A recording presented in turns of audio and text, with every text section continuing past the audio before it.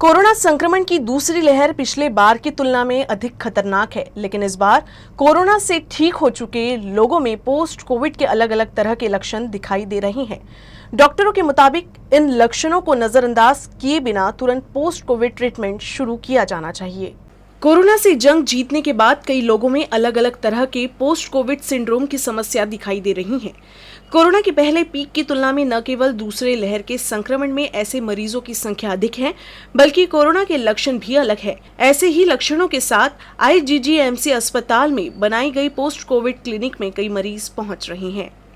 Post Covid में mainly तो post Covid जो फाइब्रोसिस होता है, निमोनिया के फाइब्रोसिस, तो उसके वजह से बहुत सारे पेशेंट जो है चलने पे दम या हाफ लगना ऐसे कंप्लेंट्स लेके बहुत आ रहे हैं, या फिर बहुत पेशेंट को मसल पेन है, हेडेक है, बहुत थकावट महसूस होती है, जनरलाइज वीकनेस है, तो ऐसे सिम्टम्स लेके बहुत पेशेंट्स आ रहे हैं। कोरोना के बाद लोगों में नए नए तरह की दिक्कतें दिखाई दे रही हैं। डॉक्टरों के मुताबिक अगर इन पर समय रहते ध्यान नहीं दिया गया तो आगे चलकर बड़ी समस्या का रूप ले सकती हैं। कोरोना से ठीक हो चुके मरीजों को देखने वाले डॉक्टर मानते हैं कि अब भी जितनी संख्या में मरीजों को पहुंचना चाहिए वो नहीं पहुंच रहे हैं।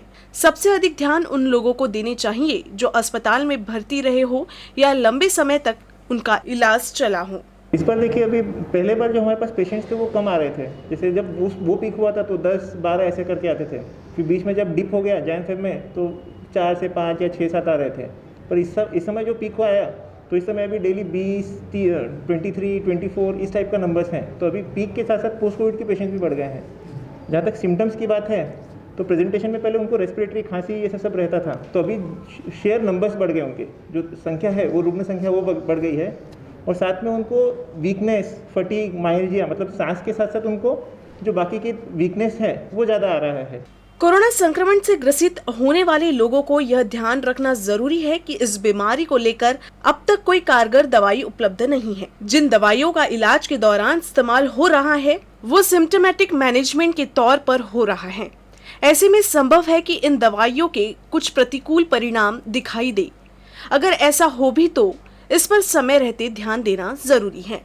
तो बहुत बार क्या होता है कि पेशेंट सिम्टम्स नहीं रहते हैं। इसमें क्या है, मैक्सिमम जो है इस बीमारी में ज़्यादा लोग असिम्टोमेटिक हो जाते हैं, तो अगर कुछ तकलीफ नहीं रही तो आते नहीं हैं, तो रूटीन चेकअप के लिए भी आ सकते हैं। तो जो तकलीफ, जिनको बहुत ज़्यादा तकलीफ हो रही है या जिनको दिनचर्या में बहुत इफेक्ट हो रहा है कि नॉर्मल दिनचर्या वो अपना ठीक से बिता नहीं पा रहे हैं, तो तकलीफ होने के बाद ही आते हैं। तो प्रिवेंटिव एस्पेक्ट के हिसाब से वो आते नहीं हैं, तो वो एक इशू है। तो अगर जन जागरूकता रही तो वो अगर समय पे आए तो हम इसके कॉम्प्लिकेशंस वगैरह सब बचा सकते हैं।